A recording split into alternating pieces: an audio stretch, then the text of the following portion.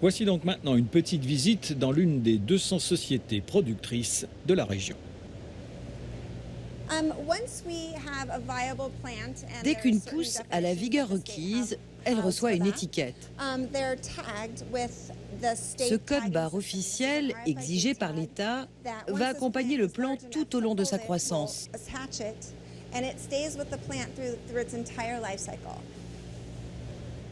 Quand nous transférons les plants d'une salle à une autre, ils gardent leur code-barre. Ce qui permet aux contrôleurs de vérifier, par exemple, que dans cette pièce, il y a tant et tant de plants en floraison. Ces contrôles peuvent avoir lieu en temps réel via le système vidéo.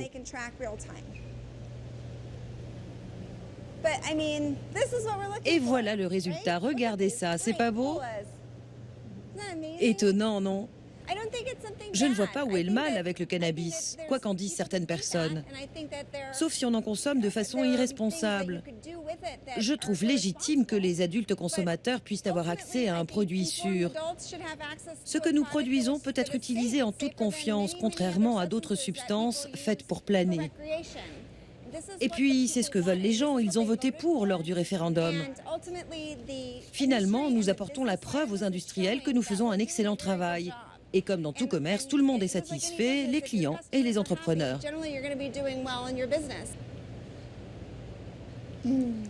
Un vrai délice. Pour Meg Sanders, l'affaire est plus que rentable. Il y a 2 ans à peine, elle était simple employée dans une banque d'investissement. La voilà aujourd'hui millionnaire.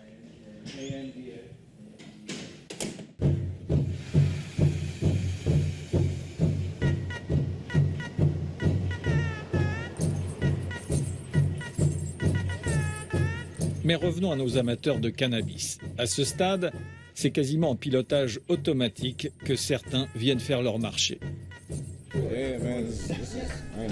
Depuis le temps que j'en rêve, quel choix. Je vais prendre du blanc superstar.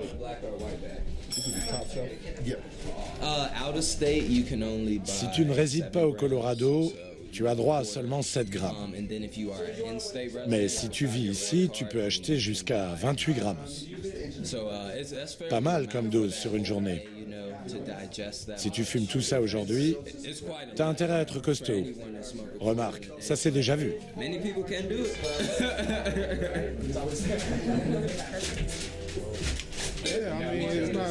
Et alors, le tabac c'est légal, l'alcool c'est légal, les antalgiques c'est légal. Pourquoi cette plante fabuleuse ne le serait pas? De toute façon, tout ça n'est qu'une question de fric. Tout tourne autour du fric.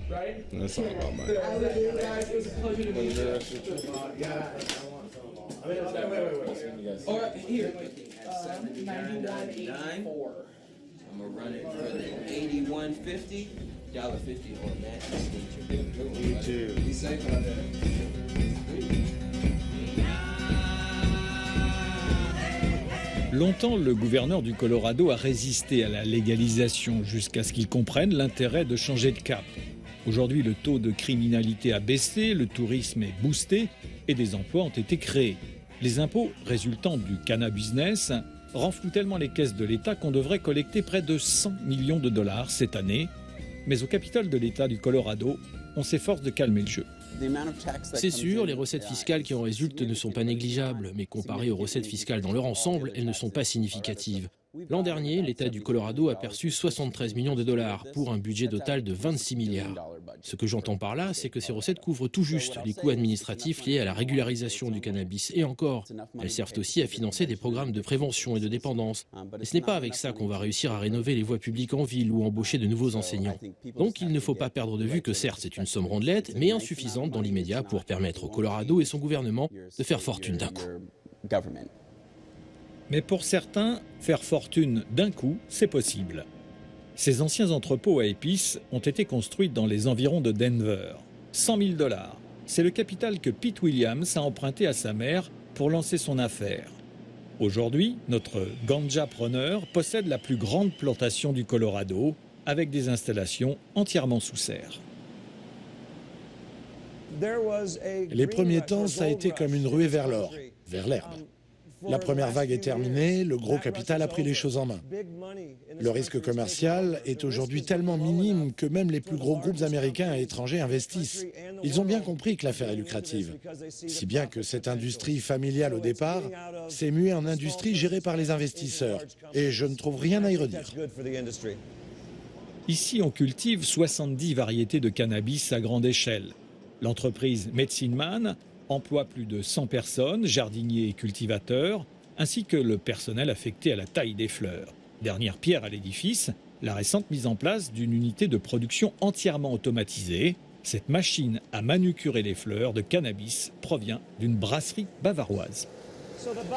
Les fleurs sont déversées dans ce cylindre. Elles sont aspirées dans un tambour rotatif équipé de petites lames qui éliminent les dernières petites feuilles encore présentes. Les fleurs en ressortent nettoyées comme il faut et bien arrondies. Ces machines nous font réaliser de grosses économies de personnel. Rien que celle-ci fait le travail de 12 personnes. Ce qui nous permet aussi de vendre les fleurs moins chères. Moins nous aurons de coûts de production, plus les fleurs seront bon marché. Elles sont magnifiques, bien fermes, avec des pointes de pourpre. Les pourpres sont plus demandées. Les gens sont prêts à dépenser plus pour en avoir. C'est très classe d'en ramener lorsqu'on est invité à une soirée. En tout cas, c'est vraiment de la bonne herbe. Non pas qu'elle soit encore meilleure, mais sa couleur rose pourpre lui donne de la valeur ajoutée. Elle est magnifique. Et surtout, pas de gâchis. Il y a différentes catégories. Ces grandes feuilles, par exemple, ne contiennent que 2% de THC. Elles sont vendues $200 le kilo. Elles sont pour l'industrie de transformation. Les plus petites feuilles sont davantage concentrées en THC. Celles-ci valent $2000 le kilo. Ils rechignent à payer autant, mais ces feuilles sont bourrées de THC. En somme, vous êtes multimillionnaire. Oh, disons que parmi les pauvres, nous sommes les plus riches. Parmi les riches, nous sommes les plus pauvres. À d'autres, Pete est forcément multimillionnaire. Les fleurs sont suspendues sur ces fils pour être séchées par une température de 21 degrés à un taux d'humidité de 59%. Au bout d'une semaine, nous coupons les tiges, puis nous mettons les grappes de fleurs dans des seaux où elles terminent leur affinage avant d'être mises en vente.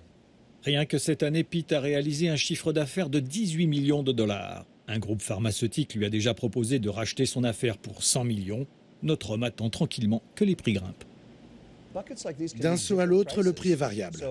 Celui-ci, par exemple, c'est du G6. Il est très demandé. Il contient en gros 2,5 livres de fleurs. Mais certaines sont plus denses. Tenez, ce seau pèse dans les 5 livres. Mais c'est de la qualité supérieure. Elle rapporte beaucoup. Une livre vaut $6000. Donc, dans ce seau, il y en a pour $30 000. Elles sont magnifiques, ces fleurs. C'est fou comme elles sentent bon.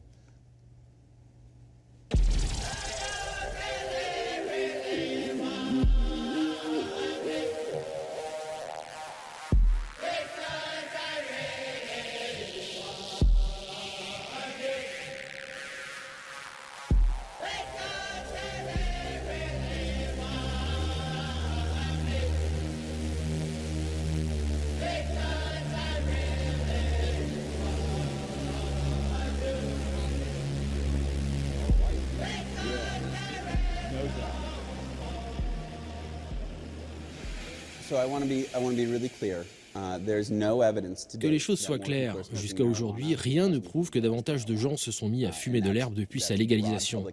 C'est un constat qui émane des enquêtes officielles. En revanche, j'ignore ce que nous réserve l'avenir. Aujourd'hui, tout ça est légal, au lieu d'être illégal. Tout va bien dans le meilleur des mondes, car finalement, c'était cela la solution au lieu de criminaliser les gens qui en consomment de toute façon. Je peux comprendre que les organismes de santé publique se posent des questions, mais nous allons rester vigilants. S'il s'avère que de plus en plus de gens se mettent à fumer du cannabis, eh bien nous poserons à nouveau la question aux électeurs. Est-ce bien cela que vous voulez ? Actuellement, on sait que 13,6% de gens fument du cannabis. Si ce chiffre montait brutalement à 80%, il y aurait de quoi s'inquiéter.